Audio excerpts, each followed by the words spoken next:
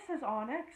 First of all, I would like to apologize if I'm speaking very fast. I just talk so fast because I get excited about things and I move my hands a lot. But anyway, so sex swings, um, sex swings, dark corridors, sleazy porn blaring,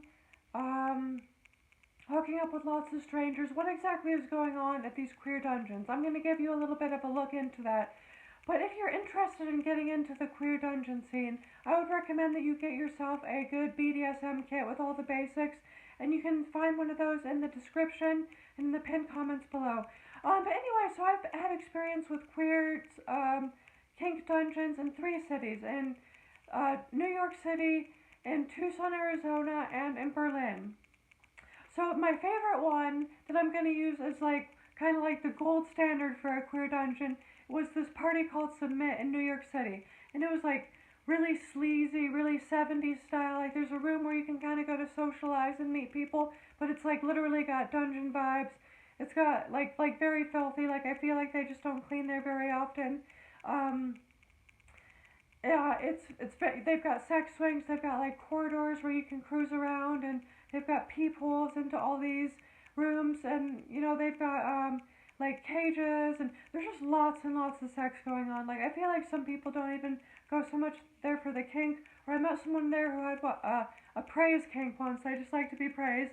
But definitely a lot of impact play going on there. I've seen needle play, wax play. I think all sorts of psychological power exchange going on, but a lot of impact play, you know, hitting, spanking, beating each other with belts. That's been my experience at least.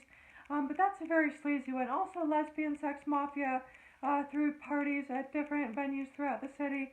And they tended to be not quite as sleazy and dirty, but kind of the same vibe, like lots and lots of sex.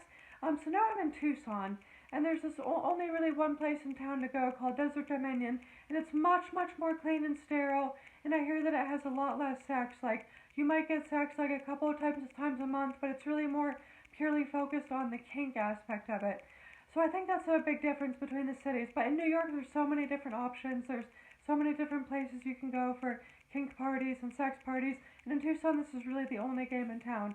And then in Berlin, I feel like really just anything goes. Like that's probably the wildest out of them all. Like even places that are not even real kink parties or real sex parties, just like techno parties. Like people are fucking with chains and whips and leashes, and they have like, especially for gay men, they have dungeons where you can like go and get your head pissed on by a stranger, and just like really wild stuff, you know.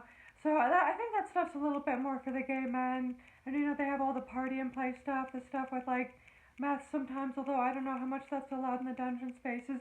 But I think it really just varies a lot depending on the city that you're in. And for me, my best experiences have been in New York and with Submit, and if that party's still going on, I would highly recommend that you try to make it there.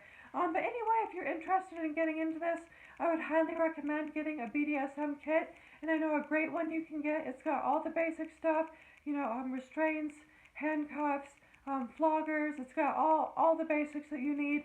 And you can find that in the video description and in the pinned comment. So please go pick one of those up if you want to get involved in the queer kink dungeon scene. Anyway, thank you so much for watching my video. Please give this video a like if you enjoyed it. Thank you so much.